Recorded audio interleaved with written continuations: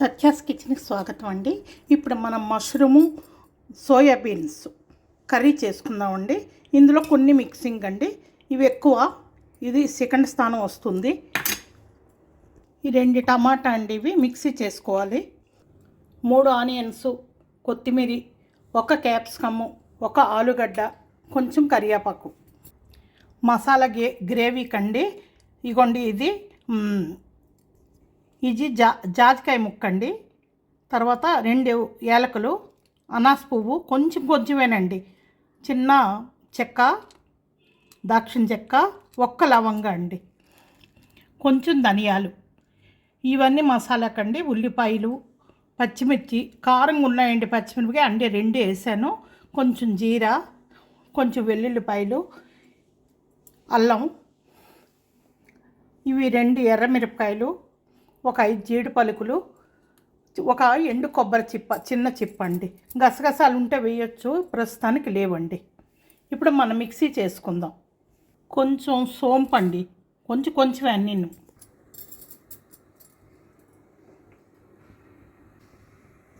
తాలింపించుకుందాము. ఆవాలు, మినపగుళ్ళు, కొంచెం జీరా, కొంచెం మిక్సీలో వేసాము. ఇందులో మరి మసాలా ఏమీ వేయట్లేదండి, లైట్ మసాలా పెడుతున్నాను అనమాట. కర్రీ ఎక్కువ తిన్నా మనకు మసాలా ఘాటు, గుండె మంట, కడుపు మంట ఇట్లాంటివి ఏమీ ఉండదు. ఇవి బాగా వేగిన తర్వాత కరివేపాకు, ఆనియన్ బాగా వేగాలి. ఆనియన్స్, ఉల్లిపాయ ముక్కలు సన్నంగా పొడవుగా తరుక్కోండి, అలా అయితే చక్కగా అందంగా కనిపిస్తాయి. లేదు మాకు ఇలా ఇష్టం ఉండదంటే మీకు ఎలా వీలైతే అలా కట్ చేయండి. కూరలు ఎక్కువ తినాలి అంటే కారం ఉప్పు ఎక్కువ వేసిస్తే కూర ఎక్కువ తినలేకపోతున్నామండి. మళ్ళీ అందులో వేసిన మసాలా కూడా ఇదవుతుంది. అందుకని అన్నీ లైట్గా కారం ఉప్పు మసాలా లైట్గా వేసుకొని కూర ఎక్కువ తినడానికి ట్రై చేస్తున్నామండి. ఎక్కువగాను అంటే తింటున్నాం ఆల్రెడీ, ఇంకా ఎక్కువ తినడానికి ట్రై చేస్తున్నాం. అన్నం ఒక భాగం, కూర ఒక భాగం చెప్తున్నారు కదా ఇప్పుడు అందరూ. ఆ రకంగా చేయాలంటే ఆయిల్ కూడా తగ్గించానండి. ఇప్పుడు ఆయిల్ కొద్దిగా ఎక్కువ వేస్తాను ఇంకా, కానీ ఇప్పుడు తగ్గించాను అనమాట. ఇది పల్లి ఆయిల్ అండి, ఇది గానుగ పట్టిన పల్లి ఆయిల్, గానుగ దగ్గర, చెక్క గానుగ దగ్గర తీసుకున్నదండి. ఇది 200 గ్రాముల బాక్స్ అమ్ముతారు కదండి మష్రూము, అవి. ఈ టైంలో ఆలుగడ్డను, మనం బంగాళదుంపను, క్యాప్సికమ్ ముక్కలు వేసేయాలి. ఇవన్నీ వేసామండి. 1 కొత్తిమీర మాత్రం ఉన్నదండి. ఇక్కడ అన్నీ వేసాము. ఇది సోయాబీన్స్ కుక్కర్లో సాల్ట్ వేసి 2 విజిల్స్ వచ్చాక ఆఫ్ చేసినవండి. ఇది మెత్తగా చేసేసాను సోయాబీన్స్. ఇదిగోండి, ఇలా అంటే మెత్తగా అయిపోతుంది, ఇంకొద్దిగా ఇందులో ఉడుకుతుంది. ఈ టైంలో టమాటా గ్రేవీ కూడా వేసి ఆపాలండి. పచ్చి కొబ్బరి వేస్తానండి, ఇప్పుడు పచ్చి కొబ్బరి లేదు, అందుకని ఎండు కొబ్బరి వేస్తాను. అది లేకపోతే ఆప్షనల్గా ఎండు కొబ్బరి వేస్తాను. ఇప్పుడు ఈ మసాలా అన్నీ మీకు చూపించాను కదా, అన్నీ ఒకేసారి వేసేసుకొని మిక్సీ చేసుకోవాలి.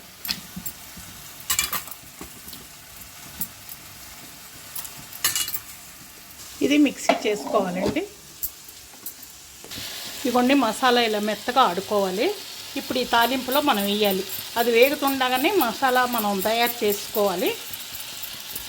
ఇప్పుడు ఈ సోయాబీన్స్ ఉన్నాయా, ఇవి కూడా ఇందులో వేసేయాలి. ఉడకపెట్టేసాం కదా, అందుకని వీటితో పాటు ఒకసారి వేగుతాయి అన్నీ.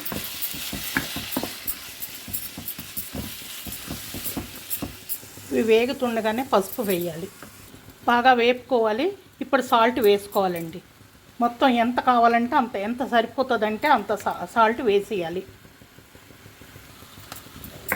ఇప్పుడు ఇంకొద్దిగా వేపుకోవాలండి.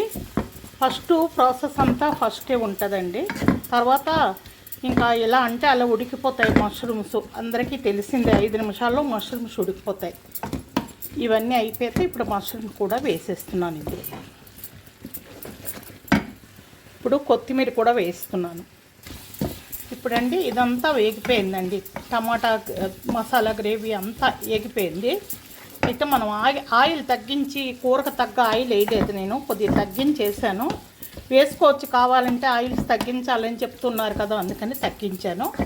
ఇప్పుడేమో మష్రూమ్ వేయాలి. అందుకే ఎక్కువ టైం పడుతుంది అనమాట వేగటానికి. ఆయిల్ కొద్దిగా వేసామంటే తొందరగా వేగిపోతుంది.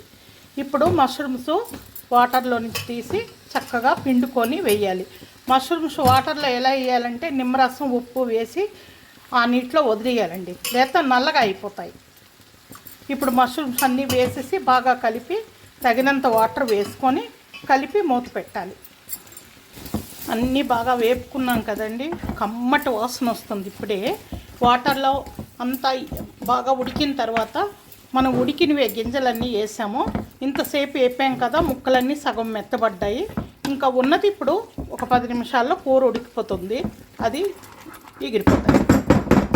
ఇదిగోండి వాటర్ వేసి తగినంత వాటర్ వేసేసామండి. మనం ఎన్ని వాటర్ కావాలంటే అన్నీ. ఇదిగోండి మొత్తం ఈ దీంతో పెద్ద గ్లాసులను కొంచెం వాటర్ పట్టాయి. మూత పెట్టుకోవాలి. 15 మినిట్స్ ఉడికిందండి కూర. ఇప్పుడు అన్నీ మెత్తబడిపోయే ముక్కలన్నీ ఈ రకంగా చేసుకున్నామండి మనం.